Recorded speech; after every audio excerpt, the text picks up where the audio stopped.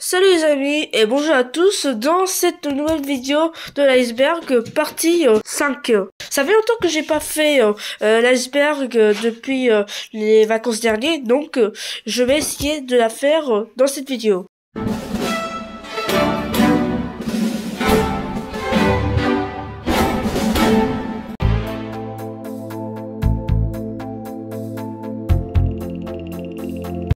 Pour les nostalgiques de Rayman, vous connaissez sûrement Mr. Dark, qui est en fait l'antagoniste principal du premier jeu Rayman.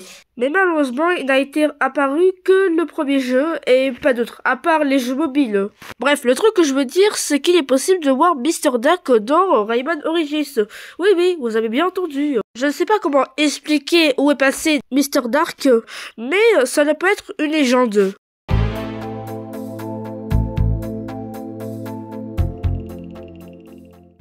On ne connaît l'existence de ce projet que grâce à l'histoire de Rayman.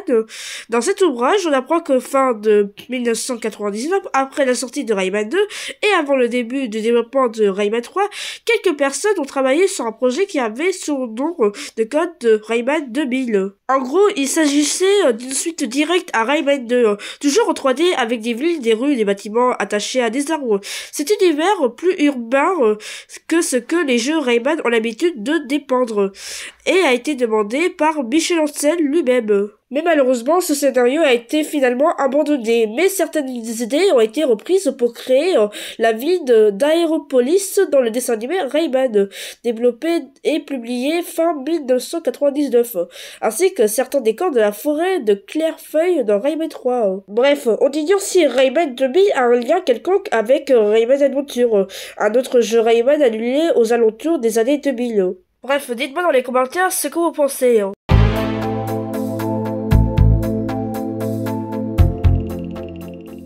Imaginez que vous êtes tranquille en train de jouer à Rayman 2, mais tout à coup, vous tombez sur un jumpscare d'un robot pirate. J'ai vraiment juré, ce jumpscare a terrifié toute une génération là.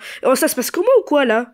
Comme vous pouvez le constater, on peut lire sur ce jumpscare CD Missing, insert the CD and restart the game. Ça veut dire tout simplement que le CD du jeu a été enlevé et vous devez insérer le CD et rejouer le jeu. Le truc que vous allez me dire, c'est pourquoi il nous demande ça alors que notre CD est bel et bien dans le jeu. Tout simplement parce que il y avait eu un bug. En gros, c'est un système d'anti-piratage.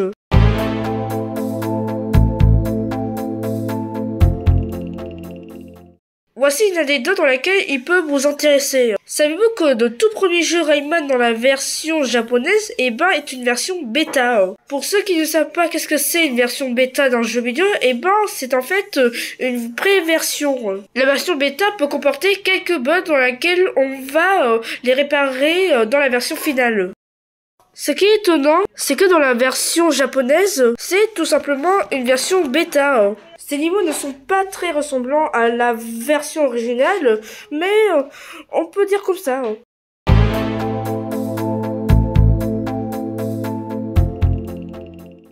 Non, vous ne rêvez pas. Rayman 2 a bel et bien un jeu sur Nintendo 64. Bah oui, pas étonnant que Rayman a un lien avec le Nintendo. Que Lapin Crétin et Rayman ont un jeu avec Mario. Bien des années après. Aussi, petite anecdote, si vous voulez savoir le prix du jeu Rayman 2 sur PC, ça coûte seulement 4 € en ligne. Par contre, si vous voulez acheter sur Nintendo 64, ça va coûter 30 €. Soit 7,5 fois le prix du PC. Juste pour les gros rats. Ouais, mais c'est pas toi qui décide. Mais si vous voulez voir comment Rayman a été atterri dans la glace, je vous invite à voir la partie 4 de l'iceberg. A plus les gars, et on se revoit bientôt dans la partie 6.